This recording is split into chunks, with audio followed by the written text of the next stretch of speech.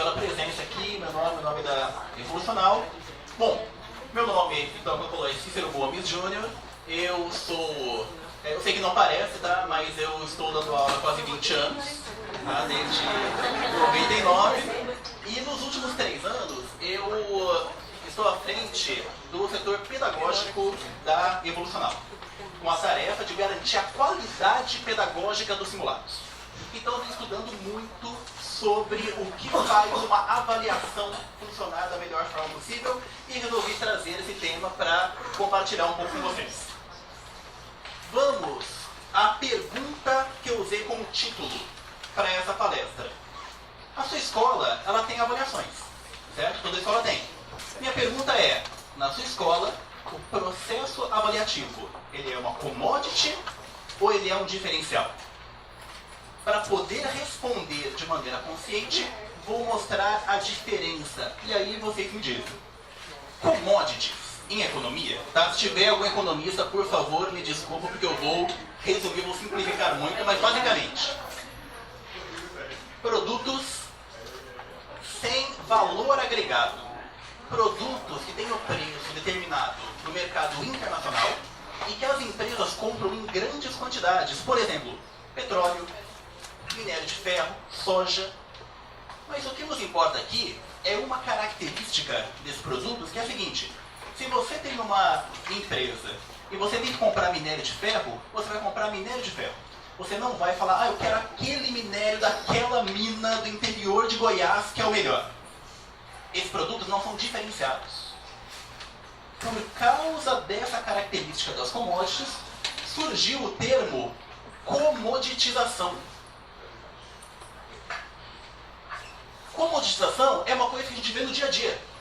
É uma coisa que a gente vê quando vai ao supermercado. É um processo em que o produto perde a capacidade de se diferenciar dos concorrentes. É aquela situação que você vai ao mercado que você não se importa com a marca do produto. Um bom exemplo é pasta de dente. Vocês compram pasta de dente, certo? Qual? Que tiver mais barato. Que tiver mais barato. Ó. Já estamos chegando onde eu quero chegar. Será que você compra Colgate, que é a marca número 1 em recomendação dos dentistas? Ou compra Oral-B, a marca mais usada pelos dentistas? Quer dizer, eles não entram num acordo. Eles usam uma e recomendam outra. Ou, o que é mais provável, vocês não ligam para isso. Vocês sabem que são slogans que não querem dizer muita coisa. Tudo bem, você vai comprar Colgate. Você compra Colgate Total 12 Protection, ou Colgate Mega Plus Whitening, ou Colgate Anti-Placa Bacteriana Plus Extra X, saiu ontem. Começou ontem a fazer propaganda. E aí você vê lá na propaganda, tira 3 vezes mais placa. Só que aí vem no cantinho, comparado a escovar o dente com graveto. Então, a gente vê o tempo todo propaganda tentando provar pra gente que a pasta de dente não é uma commodity. Mas é. O seu comportamento como consumidor prova isso. Você não é fiel a uma marca. Você não se importa. Quando você pede pra alguém comprar, você não fala compre uma Colgate, você fala compre pasta de dente. Eu aposto que você fala assim também, compre leite condensado. Você não fala, compre leite condensado Parmalat. Talvez fale leite moça. Mas se a pessoa trouxer leite Parmalat, você não briga com ela. Isso é importante. Você fala, traz leite moça, a pessoa traz qualquer leite condensado.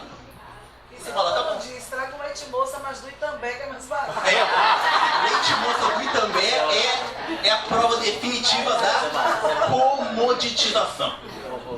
Certo? Varia um pouco de estado para estado, tá? Quando em Campinas eu era mais novo, a gente pedia sempre Guaraná. A gente ia ao clube e falava, me dá um Guaraná, e aí o cara falava, mas qual Guaraná? Ah, o Guaraná da Coca. Guaraná Coca, Guaraná Fanta Uva. Quer dizer, a gente usa alguns produtos, a gente não se importa com a marca. Entendem onde eu quero chegar? Quando eu pergunto se as suas avaliações são um diferencial ou uma commodity, se ela for uma commodity, eu quero dizer o seguinte: a pessoa não se importa exatamente com o tipo de avaliação que é feita na sua escola. Ela assume que vai ser igual a todas as outras. Que vai ser uma coisa que vai oferecer porque tem que oferecer, mas ela não vai escolher a sua escola por causa disso. Qual que é a outra possibilidade? Outra possibilidade é ser um diferencial. Diferencial é uma característica que torna um produto mais desejado que os concorrentes. Por que eu uso o iPhone como exemplo?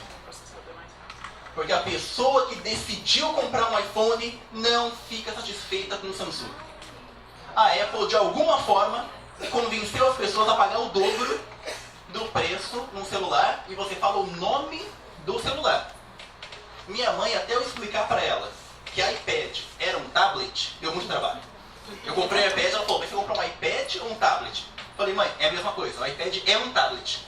Para ela, que não é uma pessoa que está nesse meio, era muito óbvio que iPad é uma categoria e tablet é outra.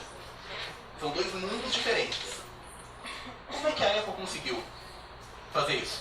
Eu recomendaria muito a leitura do livro Steve Jobs, a biografia de Steve Jobs, do Walter Isaacson, aquele com a capa em preto e branco, muito bom. E uma coisa que ele fala o tempo todo, e que tem tudo a ver com o modo de pensar nos produtos. O Steve Jobs era fanático pelos detalhes. Os produtos da Apple têm coerência. A pessoa compra um produto da Apple, ela sabe o que ela vai receber. Ela sabe que o que ela vai receber é qualitativamente diferente da concorrência. Então, os produtos da Apple estão muito mais protegidos da comoditização. Não adianta baixar o preço de um concorrente. A pessoa não abandona o iPhone para comprar um telefone que acabou de sair por um terço, um quarto, um quinto do preço. De novo, isso tem tudo a ver com a educação. Quem faz campanhas de matrícula deve ter notado um processo de comoditização das escolas. Pessoas escolhendo a escola basicamente pelo preço ou pela proximidade da sua casa. Coisas que gestores, professores não têm como controlar. Até tem como controlar o preço. Mas a gente quer isso. A gente quer entrar nessa disputa de um corta, outro bem corta mais e deixa a qualidade em terceiro, quarto, quinto lugar? Não. O que acredito eu que todos nós gostaríamos é que as pessoas conseguissem enxergar na nossa escola um diferencial. Como a minha área é principalmente avaliação, vou mostrar algumas coisas que podem ser feitas amanhã, segunda-feira, e que, se vocês acharem interessantes, podem começar a transformar a sua avaliação em um diferencial. A avaliação deixar de ser uma commodity, passar a ser um diferencial positivo. Bom, o processo avaliativo pode ser essas duas coisas. Para entender como transformar um em outro, eu vou fazer a seguinte distinção. Algumas provas são criadas para julgar. O que é julgar? Final do processo. Pense no julgamento mesmo. Pense no julgamento criminal. É no final de um processo. A pessoa ouve as provas e no final ela fala, culpado ou inocente. Não é assim? Pense numa prova de vestibular. Quando ela é aplicada? No final do processo. No final do ensino médio. E o que é que essa prova diz? Você serve, você não serve.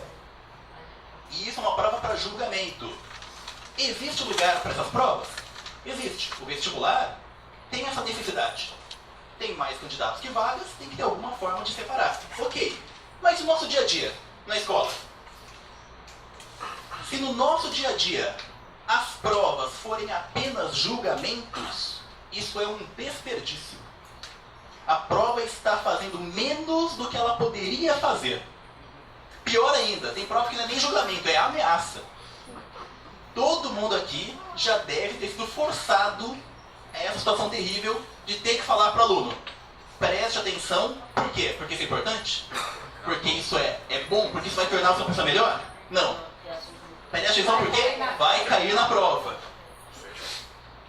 Terrível. Em alguns momentos a gente é obrigado a fazer isso, mas não devia ser isso, padrão. Não devia. Isso é diminuir a utilidade das avaliações. Qual que é a outra possibilidade, então? Há provas criadas para julgar, provas de julgamento, como vestibular, e há provas criadas para avaliar. Qual que é a diferença? Ao invés de ocorrer no final do processo, ocorre durante o processo. Por que isso é uma diferença importante? Porque se essa prova é aplicada durante o processo, ainda dá tempo de quê? De corrigir o processo. Ainda dá tempo de mudar a direção. Ela passa a ser não apenas uma forma de separar quem serve e quem não serve, mas uma forma de dar informações sobre o processo como um todo, para indicar o que é que pode ser feito com esse processo para ele ter um resultado melhor. Ela aponta um caminho. É esse o ponto. A avaliação não tem como principal função separar aluno bom do aluno ruim. Tem como principal função pensar o processo para ver como o propósito pode ser atingido de uma maneira melhor. É isso que infelizmente falta para a maioria das escolas. É uma forma diferente de pensar sobre a avaliação. Qual é o processo avaliativo mais comum? O que é que os pais esperam encontrar quando eles chegam a uma escola? Esse aqui, ó. Primeiro, a aula. Vai o professor dar a aula dele. Um professor experiente provavelmente não precisa pensar o processo a cada vez que vai dar a aula. Ele já tem algumas coisas prontas na mente dele. Simplesmente chega lá e aplica. Com o tempo a gente vai ficando meio assim, no automático. Depois de dar aula, ele fala qual foi o assunto da aula. Do que eu falei. Até onde eu cheguei. Tanto que os alunos pensam assim, não pensam? Ah, vai cair até onde na prova? Até a página tal. Se você falar, vai cair até metade da página 55, o aluno para de ler na metade da página 55. Se você falar que cai até o meio da linha, ele para de ler no meio da linha, que é para não desperdiçar a leitura. Muito bem. Pergunta, qual foi o assunto da aula? Aí, o professor vai e escolhe as questões. Muitas vezes usa o SuperPro, ou digita no Google, questão regra de 3. Aparecem lá 8.000 questões. Pega algumas, joga na prova. Aplica a prova. Com ênfase em ninguém colar. Resultado. Olha o resultado e fala, bom, alguns foram bem, outros nem tanto. Pra falar a verdade, o professor já meio sabia quem ia bem e quem não ia bem.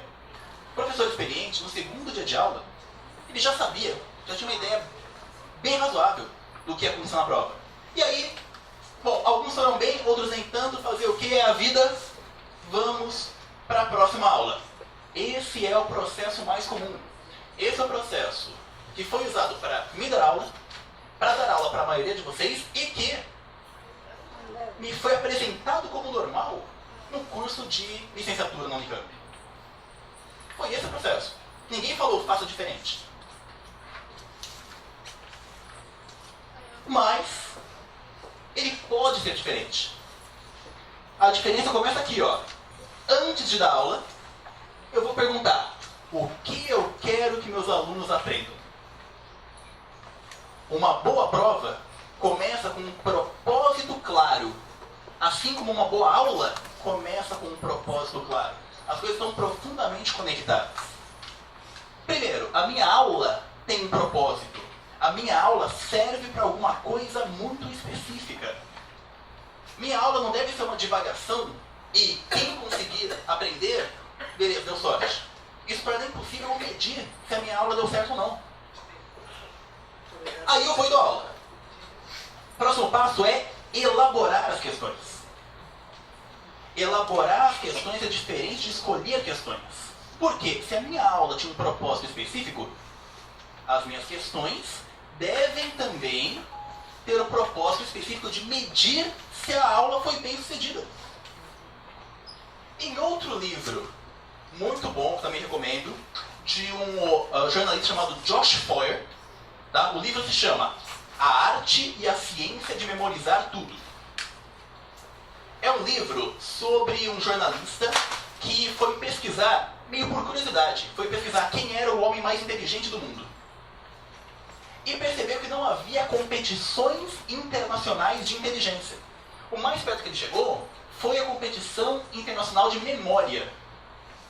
E aí ele foi conhecer mais sobre essa competição. Falaram para ele que era questão de treinamento, de prática. Falaram o seguinte: quem ganha a competição de memória não nasceu com uma memória privilegiada. É uma pessoa que se dedica, que treina. Ele falou: poxa, então se eu começasse agora, eu teria chance? Falaram: sim, teria. Ele falou: vou fazer esse teste e vou escrever o livro. Treinou durante um ano. No final desse ano, competiu nos Estados Unidos e ganhou o concurso de memória dos Estados Unidos. A arte e a ciência de memorizar tudo, Josh Foer. Em uma parte do livro, em que ele está falando sobre aprendizado, ele diz o seguinte: duas categorias de médicos. Uma delas evolui muito mais que a outra com o tempo. Vou dizer as duas: oncologistas e cirurgiões. Uma dessas especialidades evolui muito. Um médico de 20 anos de experiência é bem melhor que um de 15, que é bem melhor que um de 10. Na outra, todos os médicos, passando de uns 5 anos, são praticamente equivalentes. Qual é qual? Qual é a categoria de médicos que evolui muito com o tempo? Oncologistas ou cirurgiões? Cirurgiões. Por quê? Desenvolve habilidade. Desenvolve habilidade, ou seja, física? Alguém acha oncologistas por algum motivo? Por quê? Ele procura entender mais o paciente. Procura assim mais a completude, pesquisar mais? São realmente os cirurgiões. E tem um motivo. O motivo é o seguinte: feedback constante. Um oncologista, ele aplica um tratamento e quando ele vai saber se o tratamento deu certo? No final. Talvez nunca. Por quê? Por exemplo, esse tratamento, a pessoa tinha um problema e aí ela vive mais 20 anos. Como é que o oncologista sabe o que teria acontecido se ele não tivesse feito o tratamento? Ele não sabe. Ele não sabe o quanto o tratamento dele interferiu ou não. É esse ponto aqui, ó. É essa parte. Ele, o oncologista, não tem essa parte de ver o resultado do trabalho dele. Ele vê de uma maneira mais vaga. E o cirurgião? Ele vê na hora. Ele vê na hora. Ele faz a cirurgia, ele sabe muito rápido se ela foi bem sucedida ou não. E ele já consegue aplicar esse conhecimento na próxima. Isso é uma coisa que falta, em geral, para a sala de aula. A análise do resultado. Você tem que olhar para a prova e falar: o propósito da minha aula foi atingido? E se não, por que não foi? Vamos falar a verdade. É comum fazer isso? Não. Não é comum. Estamos jogando fora uma ferramenta. É como pedir para todos os alunos tirarem uma tomografia computadorizada, pegar todas e jogar fora. Sem olhar para nenhuma. Cada prova é uma dessas tomografias. A gente só olha e fala: acima de 5, abaixo de 5, passa ou não passa. Deveria analisar para descobrir o que é que pode ser feito de maneira diferente. Essa estava aqui. O resultado. E aí a próxima aula. Nota. Aqui, ó, eu separei aula e próxima aula. ênfase nos aspectos que precisam de mais atenção. Uma vez que você analisa a prova, você deve usar essa informação para a próxima aula. É isso que faz o cirurgião evoluir mais no tempo do que o oncologista. Com a diferença de que o oncologista não tem muita opção, e os professores têm. É só avaliar o resultado. Então, uma avaliação que é um diferencial, ela é usada não apenas para separar quem serve e quem não serve, quem é bom aluno e quem é mau aluno. Ela é usada principalmente para avaliar o processo. Não é o aluno, é o processo como um todo. Vou contar uma historinha. Estava eu dando aula de carta argumentativa numa sala de 7º ano. Crianças de 12 anos de idade. Já digo que eu não tinha tanta noção na época. Então, pedi para eles qual que era o propósito da minha aula. O que eu queria que eles aprendessem. Tem várias coisas em carta argumentativa. Eu escolhi uma. Escolhi uma para ser o foco. O foco era, eu quero que os alunos entendam que duas cartas mandadas para interlocutores diferentes devem ser cartas diferentes. Eu quero que eles entendam que as características da pessoa que vai ler a carta são fundamentais para escolher quais são os argumentos. Não tem isso de o melhor argumento do mundo vai servir para todo mundo. Se a pessoa escreve para a mãe dela, é para usar um argumento. Escreve para o pai, é para usar outro argumento. Era isso que eu queria que eles entendessem. Ok? Adaptar os argumentos ao interlocutor. Aí, como eu falei, eu não tinha muita noção, eu dei o seguinte tema. Estava acontecendo na época a guerra do Iraque. Eu pedi para escrever duas cartas. Uma para o George W. Bush e uma para o Saddam Hussein. E dei alguns textinhos para eles entenderem quem eram Bush e o Hussein. Beleza. E nessa época eu dava aula, nessa escola, né, para o 7º ano, toda segunda, quarta e sexta de manhã. Entreguei na segunda-feira o tema e fui para casa com o sentimento de dever cumprido. Beleza, vão fazer, vão muito bem, são alunos ótimos e tal. Chegou quarta-feira. Entregaram para minhas cartas. Resultado, catástrofe. Foi muito ruim. Foi muito... Os melhores argumentos eram: Bush, pense nas criancinhas. Saddam, guerra não leva a nada. E as cartas são iguais. A mesma carta para o Bush, para o Saddam Hussein, só mudava o destinatário. Falei, vocês estão de sacanagem comigo. Não é possível. Todos foram mal. Ninguém ia tirar uma nota boa. Meus alunos não têm culpa. É a primeira vez que eles estão ouvindo falar sobre carta argumentativa. Eu fiz alguma coisa errada. Eu expliquei alguma coisa no jeito errado. Eu não posso ir pra frente. Eu não posso ir agora dar aula de resenha. Fala, putz, acontece, que pena. Não. Cheguei pra eles, falei, pessoal, é o seguinte, estou aqui com as cartas de vocês e o resultado foi terrível, tá? Ó, essas cartas estão muito vergonhosas. Vocês mandam de verdade uma carta dessa pro Bush, ele manda um míssil em Bragança, de tanta raiva que ele vai ficar. Então é o seguinte, não posso usar essas redações como nota de vocês, tá? Senão vai todo mundo tirar 0. No lugar delas, eu vou dar uma prova. Eu vou dar uma prova segunda-feira, tá? Será quarta-feira. Vou dar uma prova segunda-feira. Vai ser uma prova de 17 páginas em latim. E vão cair 3 livros e vocês vão ter que memorizar, porque não vai poder trazer o livro na hora, tá? Então eu quero o livro lido e memorizado para segunda-feira. Os livros são Senhor dos Anéis, Moby Dick e a Bíblia. Quero que eu leia e memorize. Aí eu vou falar, professor, você está brincando, né? Fiz minha cara mais séria. Falei, olha bem pra minha cara de quem tá brincando. Aí falou, você não pode, você não pode fazer isso. Esteja aqui segunda-feira, vamos ver quem pode o quê e quem não pode o quê. Começaram a chorar. Falei, não, calma, não é pra tanto, não é pra tanto. Vamos fazer o seguinte então, ó, última chance. Hoje é quarta, a prova é segunda. Sexta-feira, eu quero que cada um de vocês me traga uma carta escrita pra mim, tentando me persuadir a desistir da prova. Entregaram. O que aconteceu com o nível das cartas? Melhorou demais. Por quê? Primeiro, porque antes o tema era uma guerra no outro canto do mundo. Agora era questão de vida ou morte. Agora era a nota deles que estava em jogo. Então eu acho que muitos se dedicaram mais. Mas o principal foi o seguinte.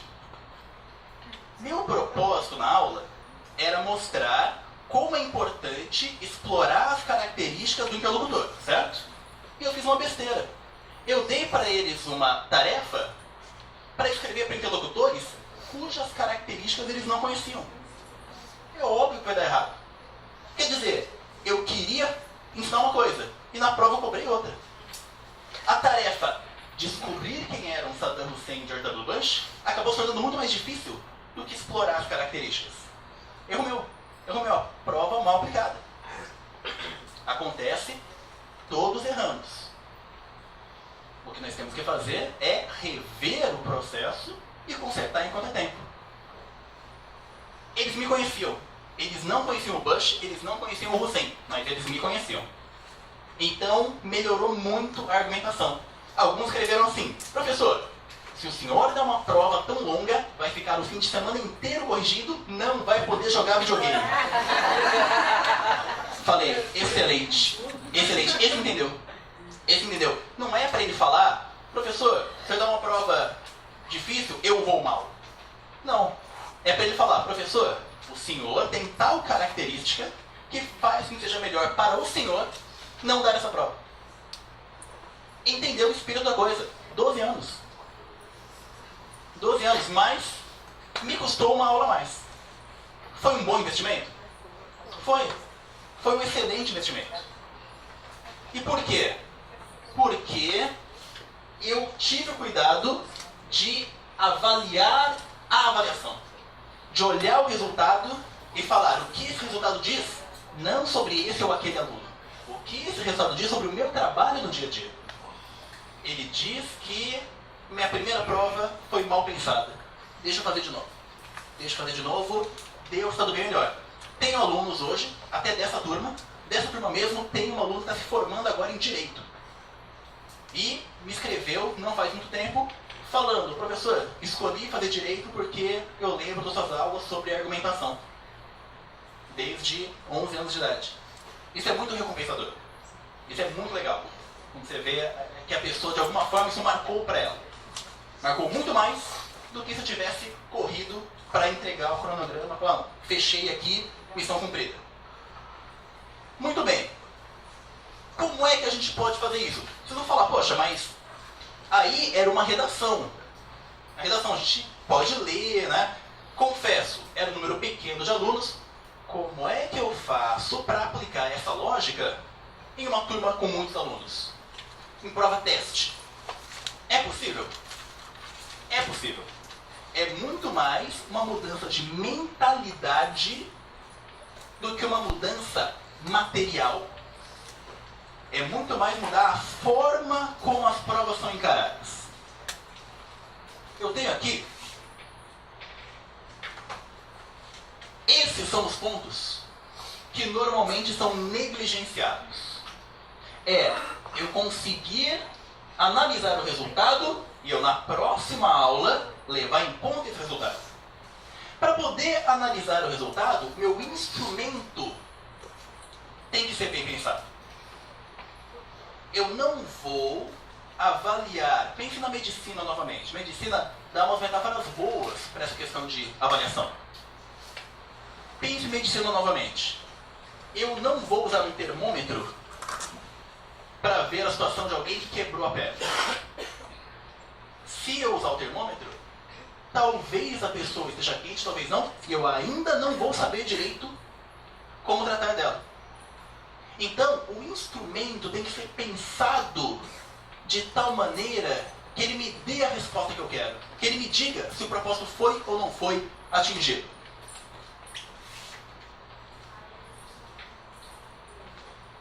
Aqui, eu tenho um exemplo da plataforma que a gente usa na Evolucional.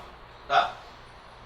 Não é necessário usar essa plataforma. Aqui é o exemplo que eu tenho mais próximo, mas o que eu quero chamar a atenção é o seguinte. Essa parte aqui, ó, é a avaliação do resultado. Depois que o aluno faz um simulado de 180 questões, as questões são colocadas em ordem da que tem maior prioridade de estudo para que tem menor prioridade de estudo. Percebe? Ao invés de só falar você passaria, você não passaria, a gente fala o seguinte. Nessa questão aqui, por exemplo, uma questão aqui sobre gentrificação. A pessoa já fez, aqui é um caso real. A aluna fez a prova, e aí ela olha, a questão 43 de ciências humanas, ela tinha 90% de probabilidade de acertar. O que aconteceu? Ela errou. Quem conhece o Enem sabe que isso faz um estrago enorme na nota. Porque o Enem tem um critério chamado coerência pedagógica. Simplificando muito, é o seguinte. Se você acertar as questões fáceis e errar as difíceis, sua nota é mais alta do que se fizer ao contrário. Se errar as fáceis e acertar as difíceis. Por quê? Quem erra as fáceis e acerta as difíceis, provavelmente Tá ajudando. Porque ela não demonstrou um comportamento coerente. Ela não demonstrou o comportamento de quem tem o conhecimento. Então, essa aluna errou uma questão fácil. Uma questão que ela tinha 90% de probabilidade de acertar. O que acontece? Essa questão foi para o primeiro lugar na lista de prioridade de estudo. Então ela não recebe só nota, ela recebe a seguinte informação: estude todas as questões, mas comece por essa. Porque essa aqui fez um estrago muito grande. E aí como é que ela vai estudar? Tem aqui a questão, tem aqui o gabarito, que é a letra D, e tem uma explicação de cada alternativa, não só explicando porque ela é correta ou porque ela é incorreta, também explicando por que a pessoa poderia ter escolhido aquela alternativa incorreta, aquele distrator, apesar de ser incorreto. Quer dizer o seguinte, essa questão foi formulada já pensando que um dia ela seria analisada. Aí eu quero chegar. Você vai fazer a prova? Teste. Muitos alunos? Tudo bem. Tudo bem. Faça cada alternativa dizer uma coisa diferente. Você transforma a questão em uma ferramenta utilíssima para não dizer apenas o aluno acertou ou errou, mas para dizer qual é o conceito que esse aluno não domina e que o fez errar essa questão. Por exemplo, aqui, nessa questão de gentrificação, a gente tem a alternativa A, distrator, ela é incorreta. A alternativa A diz que a gentrificação é o seguinte, pessoal, resumindo também, tem um processo em áreas degradadas que elas vão ficando, elas recebem investimento, recebem umas melhorias, e aí isso essencialmente é bom. Mas ocorre também o problema de que elas vão expulsando as pessoas que moravam lá, porque o custo de vida fica alto demais para as pessoas. E em São Paulo tem incêndios criminosos em áreas de favela que estão sofrendo gentrificação. Muitos incêndios causados por pessoas que têm interesse em depois construir alguma coisa nessa área. Então tem um texto falando sobre incêndios criminosos, e aí pede para o aluno dizer, né, qual é o fenômeno que está por trás desses incêndios de acordo com o texto. E aí a alternativa A fala que são grupos de extermínio. A análise da questão diz o seguinte: essa alternativa poderia ter sido escolhida devido à interferência do conhecimento sobre grupos de extermínio que atuam em favelas. Embora existam, tais grupos não são apontados pelo entrevistado como causadores dos incêndios nas favelas de São Paulo. Então, a aluna que errou essa questão, ela pode agora ler, ela chutou a A, por exemplo, ela pode ler A, e provavelmente o que a levou a escolher a A foi esse conceito equivocado. Ela conhece a história dos grupos de extermínio, mas ela não prestou atenção no texto, que não menciona esses grupos. A ideia é ela ficar um pouco mais atenta, e a próxima vez ela prestar mais atenção ao texto, lembrando que isso uma vez a levou a errar uma questão fácil. Como é que a gente pode colocar isso nas escolas amanhã? Pensar na elaboração de cada questão seguindo alguns princípios. Vamos fazer um teste. Tem uma questão aqui que foi entregue para a Evolucional. Uma das minhas tarefas é dizer se as questões são boas ou não para entrar no simulado. Essa questão aqui, tá boa ou não tá boa? Vou ler para vocês. Entre ideia e tecnologia. O grande conceito por trás do Museu da Língua Portuguesa é apresentar o idioma como algo vivo e fundamental para o entendimento do que é ser brasileiro. Se nada nos define com clareza, a forma como falamos o português, nas mais diversas situações, é talvez a melhor expressão da brasilidade. Então, um textinho sobre o Museu da Língua Portuguesa de São Paulo, certo? O excerto propõe uma reflexão acerca da língua portuguesa. É correto afirmar sobre o texto que ele aponta a valorização da língua como uma maneira de reforçar a identidade nacional. Pertence ao gênero notícia, que consiste na defesa da opinião do jornalista sobre um tema. Destaca a afetividade tão comum ao brasileiro expressa por meio da língua. utiliza uma linguagem informal, uma linguagem formal para demonstrar a importância de falar o português correto.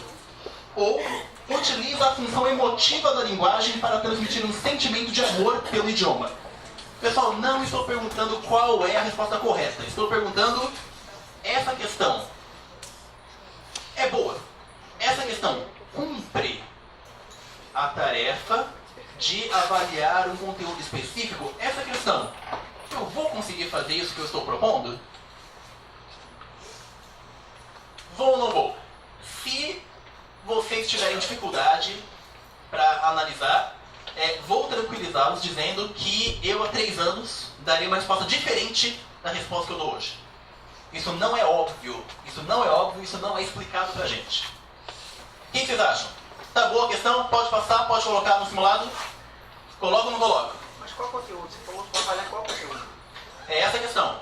É essa a questão. O que você está dizendo? Você não consegue dizer claramente qual conteúdo ela quer avaliar. Então é uma questão ruim. Certo?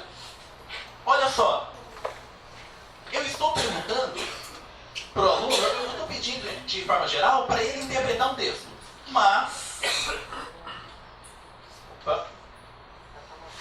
cada alternativa está cobrando um aspecto diferente. A alternativa A e a C são sobre conteúdo, mas a B é sobre gênero.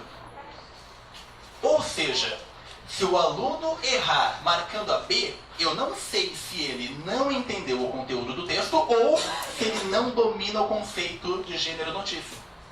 De forma que essa questão não vai me dar as informações que eu quero. Para quê? Para eu planejar minha próxima aula. E em geral as questões são feitas assim, de maneira meio aleatória. A alternativa correta e 4 distratores que são basicamente chutes. Vamos fazer diferente. Ao invés de cada distrator ir para um caminho diferente, ao invés de cada distrator cobrar um aspecto desencontrado do tema, vamos usar esse método aqui, ó. Todas as alternativas devem se relacionar ao mesmo objetivo. Reescrever a questão. Agora, é correto afirmar sobre o texto que ele aponta o conhecimento da língua falada como uma forma de compreender a identidade nacional. Sugere uma relação entre o modo de falar brasileiro e a decadência do uso do português correto. Defende que a valorização da cultura brasileira se dá por meio do conhecimento da literatura nacional. Lamenta a dificuldade observada para se encontrar uma definição clara do que significa ser brasileiro. Ou parabeniza o Museu da Língua por sua luta na preservação da gramática do português tradicional. Agora, todas são sobre o conteúdo. Quer dizer o quê? Se o aluno errar, eu sei que o problema dele é no conteúdo, na interpretação, na capacidade de tirar o conteúdo do texto. Mas, além disso, cada alternativa deve indicar um processo cognitivo diferente. Como assim? Cada distrator pode ser escolhido por um erro diferente do aluno. Então, o distrator B sugere uma relação entre o modo de falar brasileiro e a decadência do uso do português correto. Quem responder a alternativa B provavelmente está contaminado por um juízo de valor, por um tipo de preconceito linguístico, segundo o qual existe o português correto e ele está decaindo porque as pessoas vão falando de qualquer jeito. Se muitos alunos meus, depois eu posso ter um gráfico com quantos alunos responderam cada alternativa. Se muitos responderam a alternativa B, eu sei o que fazer na minha próxima aula. Eu vou abrir a próxima aula falando, pessoal, vamos discutir preconceito linguístico. Por quê? Porque eu descobri, pela análise da prova, que muitos de vocês estão errando questões simples no Enem, influenciados por preconceito linguístico e por juízo de valor sobre o português. Se muita gente respondeu a D, identificação incorreta do propósito. Porque, embora o texto fale que é difícil encontrar uma definição clara do que é ser brasileiro, o texto não lamenta essa dificuldade. O texto é muito mais voltado para constatar e até faz o contrário. Ele diz, realmente é difícil encontrar, mas talvez tenhamos encontrado uma, que é a forma de falar português. Quer dizer, se muita gente respondeu a D, eu também sei o que fazer na minha próxima aula.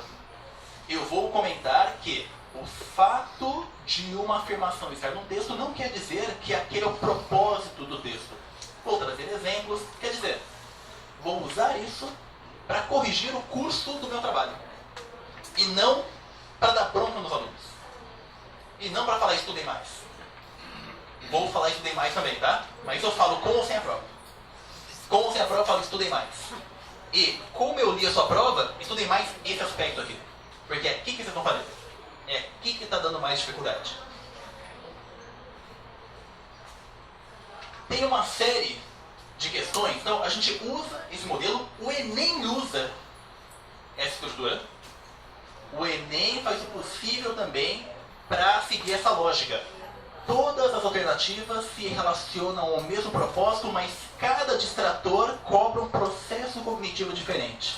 Então, quando no Enem aparece uma questão de exatas, por exemplo, isso é bem interessante. Os números não são ao acaso. Tem um caso clássico que os alunos que eu conheço da Unicamp tiveram dificuldade com uma questão de física. Tiveram dificuldade com a questão de física, que era o seguinte: tinha um foguete subindo, e aí caiu uma peça do foguete. E o professor, Física e Química, licenciatura integrada, Física e Química na Unicamp. Tá? Aula de Física 1, ou seja, universitários que faziam curso de Física e Química. O professor perguntou o seguinte: quando essa peça que soltou do foguete vai atingir o chão? Todo mundo errou. Todo mundo errou. E aí, na época, eu era casado com uma aluna desse curso, e aí ela chegou em casa e perguntou, falou, ó, todo mundo tá errando. A fórmula é essa aqui, ó. Tá certinho. E todo mundo tá errando. Por quê? Eu li e falei, não tem nada a ver com a fórmula, estão errando por falta de interpretação de texto. Porque é o seguinte, o professor falou que quando se solta um objeto no chão, a velocidade inicial dele é 0. Mas, como o foguete está subindo, isso tem que ser levado em conta. Quer dizer, o objeto se soltou, mas o objeto já estava numa velocidade de menos 800 metros por segundo. Uma questão do Enem, uma das alternativas, o gabarito, é a correta. Agora, um distrator vai ser a conta 100 dos 800 metros por segundo. Porque quem criou essa questão sabe que esse é um erro comum. Então tem que colocar uma alternativa que o aluno vai encontrar se cometer esse erro. Porque aí, quando o professor analisar essa questão, ele sabe qual é o erro que o aluno está cometendo. Uma outra vai inverter, vai fazer a conta, ao invés de menos 800, mais 800 metros por segundo. Porque o aluno não percebeu que, no caso, a velocidade tem que ser negativa, porque o foguete estava subindo e a peça caiu. Quer dizer, a velocidade dele diminui a velocidade da peça caindo. Vai ter alguma outra que vai ser, por exemplo, confundir V ao quadrado com 2V, que é um erro também de quem memoriza a fórmula. Ou seja, o pensamento em relação às questões é diferente. A atitude em relação às questões é: vou fazer uma questão que vai ser para mim um instrumento. A questão é para eu descobrir o que meus alunos sabem e o que eles não sabem. E não quais alunos são melhores que os outros. Isso transforma a avaliação em um diferencial e não em uma commodity. Por quê? Basicamente porque pouca gente faz isso. Porque isso não é comum. Porque isso dá um certo trabalho, mas dá resultado. Dá resultado, os alunos percebem. Os resultados depois em provas, os resultados na sala de aula demonstram que esse é um pensamento que faz sentido. E isso é uma coisa que dá para começar a fazer segunda-feira. Não é necessário nenhuma mudança brutal de espaço. Não é necessário comprar um tablet para cada aluno para começar a fazer isso. É necessário pensar de maneira diferente, ensinar os professores a pensar de maneira diferente, colocar isso para funcionar na escola. É perfeitamente possível. Bom, acho que esqueci de pedir para vocês mandarem as perguntas para a equipe da Evolucional aqui, tá? Não é tarde demais, por favor, quem tiver perguntas pode mandar aqui por escrito para a equipe da Evolucional. Vamos abrir agora um espaço para discutir essas perguntas que vocês fizeram, tá? Quero agradecer novamente pela paciência de vocês, pela presença de todos aqui, ok? E me colocar à disposição junto com a equipe para continuar conversando mais um pouco. Ok? Muito obrigado.